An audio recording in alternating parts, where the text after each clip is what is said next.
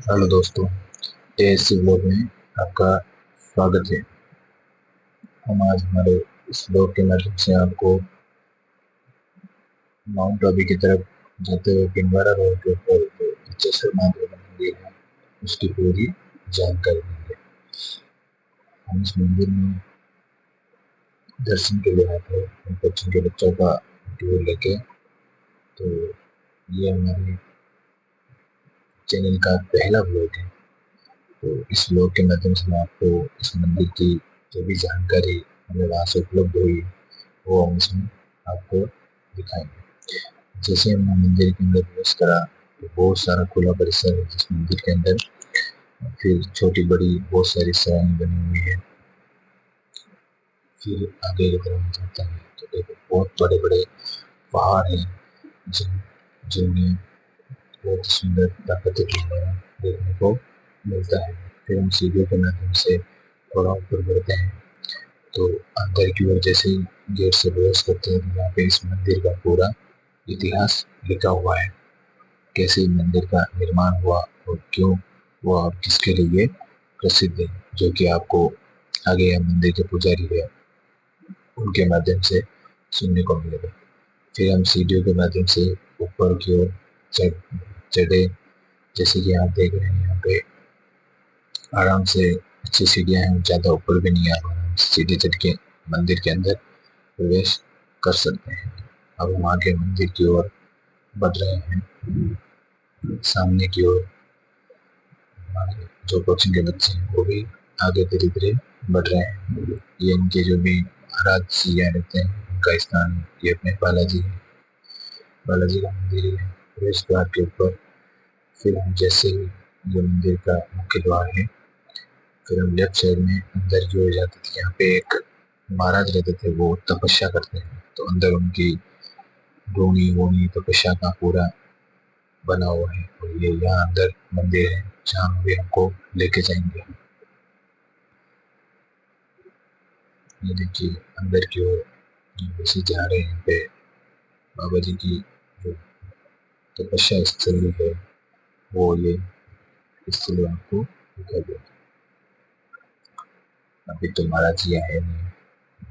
फिर हम धीरे धीरे मंदिर के अंदर प्रवेश करा हमने और फिर महाराज से बात करते महाराज अब क्या कुछ कहते हैं। उन्होंने यहाँ पर 32 वर्षों तक तपस्या की और उस समय तक यहाँ पर घोर जंगल था, इतना डेवलपमेंट नहीं था। तो आप समझ सकते हो कि ऑस्ट्रेलिया से एक लड़की आकर यहाँ पर तपस्या करती है। ऑस्ट्रेलिया से आई थी? ऑस्ट्रेलिया से उनका यहाँ पर नाम दिया गया था दुर्गा नाथ जी। फिर यहाँ पर लोग उनके फोटो खींचने लगे, वीडियो बनाने लगे, तो वो फिर यहाँ से चले गए ऑस्ट्रेलिया और वहां पर मंदिर बनाया। वो कुंभ के मेले में आते हैं हर साल, जहाँ कुंभ भी लगता है वहाँ पे जी। और एक बात और आप सभी को बताना चाहता हूँ, आपका भविष्य तो बहुत आगे है, मगर एक आपसे जरूरी बात करना चाहता हूँ। आजकल हम देखते हैं कि किसी होटल में गए, कुछ खा रहे हैं और हमने सेल्फी लेकर वीडियो डाल दी इंस्टाग्राम या फेसबुक पर जी। और कई बार देखते हैं कि अरे क्या हुआ, ये तो अच्छा था, मेरे साथ बर्थडे मनाया रात को और चला गया, तो लोगों की नजर लग जाती है। तो कभी भी अपने घर में खुशियां हो, अपने मम्मी पापा की भी फोटो हो, अपने भाई की फोटो हो, न स्टोरी पर डालो न स्टेटस पर, किसी को दिखाओ मत, नजर लगती है। नजर लगती है। आप भोजन करते हो न, क्या खाया क्या नहीं खाया वो भी। अभी आज आप यहाँ से फोटो बनाकर जाओगे, वीडियो बनाकर जाओगे, इसकी कहानी पता करोगे, मगर जब इसका फोटो आप स्टोरी पर डालो तो यहाँ की जो यात्रा आपने की है ना, वो यात्रा सफल भी नहीं होगी आपका, आप सब कुछ भूल जाओगे। आजकल हम देख रहे हैं, अरे यार छोटा बच्चा था, बीमार कैसे हो गया, किडनी फेल हो गई, कैंसर कैसे हो गया, उस बच्चे को देखकर हर कोई नजर लगा देता है। तो ये बात है, तो ये सीखने वाली आपको बात बता रहा हूँ। डर जाते हैं जिसकी वजह से हमला कर लेते हैं और कई मर्तबा ऐसा सवाल भी होता है। बहुत सारे आजकल बहुत बच्चे पढ़े हैं तो सवाल भी करते हैं, क्या वाकई में भगवान होते हैं? बिल्कुल सर, बहुत जन सवाल करते हैं। सवाल करते हैं। तो कभी एक काम करना, किसी दिव्य स्थान पर जाना और शाम के समय में जब भी तारे निकल आए या सुबह जल्दी, तब आकाश में देखना एक मस्त तारे की तरह एक सीधा जाएगा, धीरे धीरे धीरे धीरे धीरे। वो ज्योत होती है, ज्योत मतलब भगवान की आत्मा होती है। वो इस मंदिर से दूसरे मंदिर जाएगा, दूसरे मंदिर से तीसरे मंदिर पर।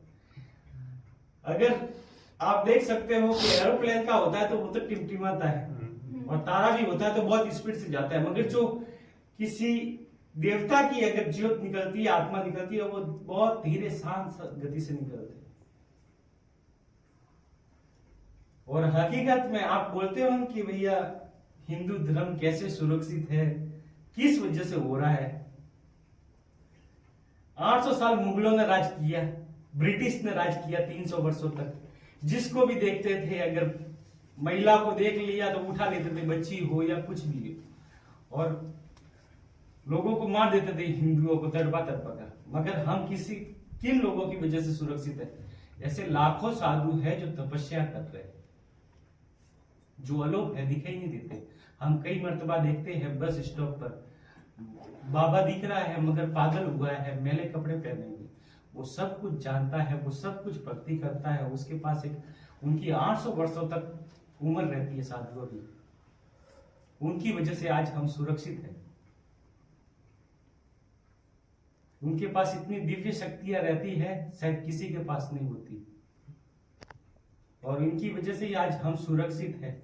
और यहाँ पर आप बैठे हो, ये मतलब आपको किसी ने लाया नहीं है, ये प्रभु ने बुलाया है। नहीं तो दुनिया में लाखों लोग हैं, बहुत सारी स्कूलें चल रही है, बहुत सारे कॉलेज चल रही है।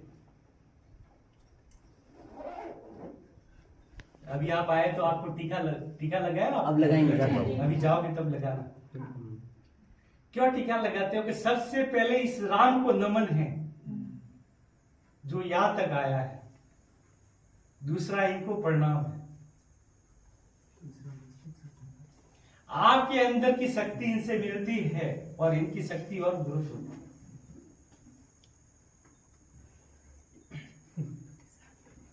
पूरे विश्व में एकमात्र मंदिर यही है जामवंत जी का। जामवंत जी का पूरे विश्व में कहीं पर भी आपको मंदिर नहीं मिलेगा। कितने साल पुराना है ये? कृष्ण भगवान का 5000 साल गिन ले, द्रौपदी युग उस समय का बचंत। अभी जामवंत जी का आप देखो, जामवंत जी की उम्र कितनी होगी? जब श्री राम तो कम उम्र के थे और उनके सामने तो बुढ़े ही थे।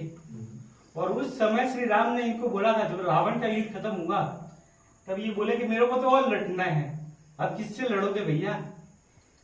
भगवान ने कहा कि जा, तेरी मुराद मैं पूरी करने आऊंगा, द्रौपदी युग में कृष्ण के रूप में आऊंगा। तो ये आ गए, इनकी नगरी में बैठे हैं, और बहुत वर्षों के बाद जब द्रौपदी युग चालू हुआ तब भगवान कृष्ण आए और बोले कि मेरे को तो मणि चाहिए।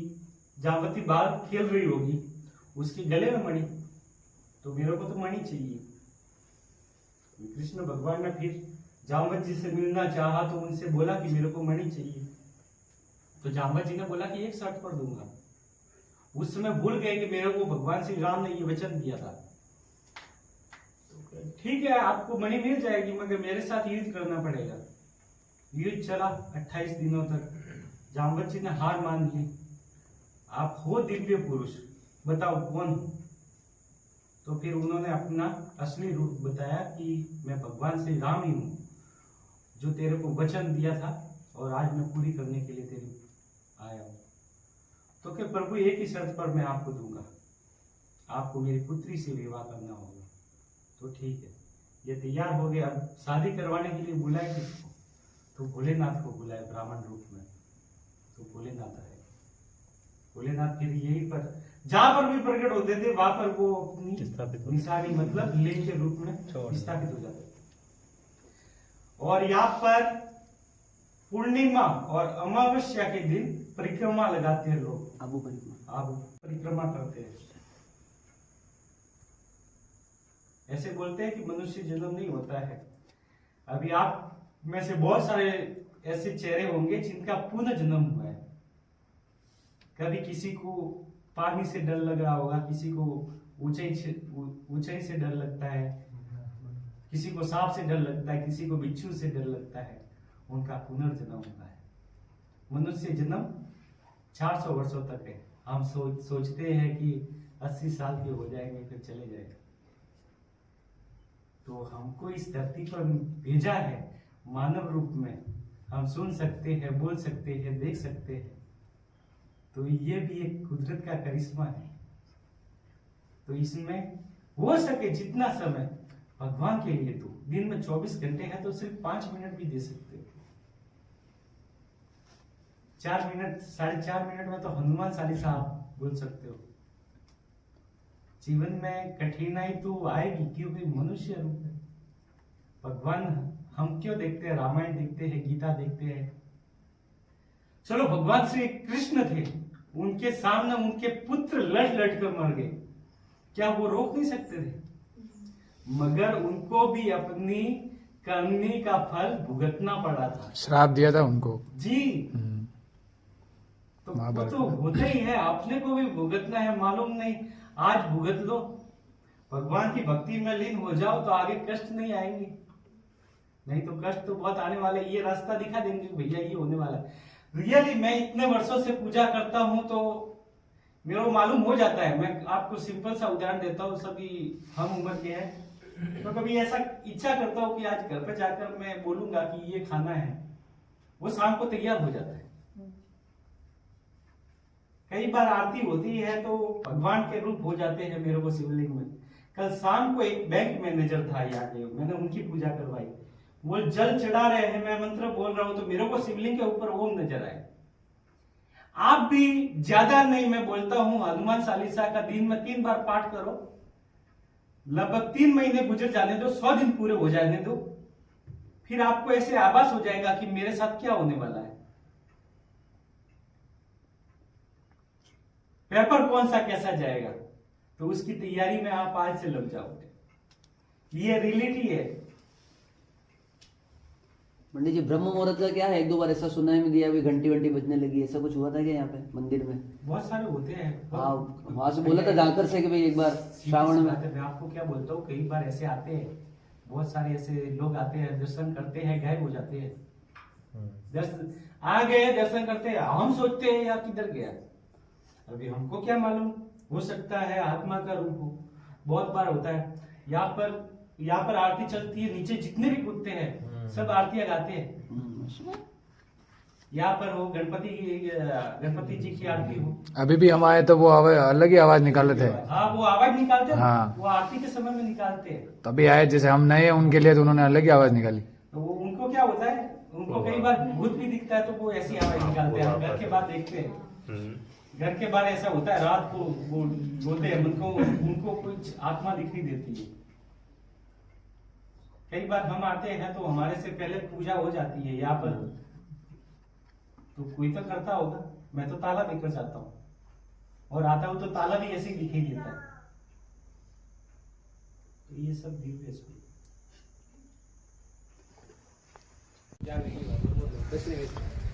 तो दोस्तों हमने मंदिर में महादेव जी के दर्शन कर लिए, और महाराज जी ने जो भी बातें बताई उनको आपने सुना होगा। अब हम मंदिर से बाहर की ओर जाते हुए, आपको अगर ये वीडियो पसंद आया तो हमारे चैनल को लाइक, शेयर एंड सब्सक्राइब अवश्य करें। धन्यवाद।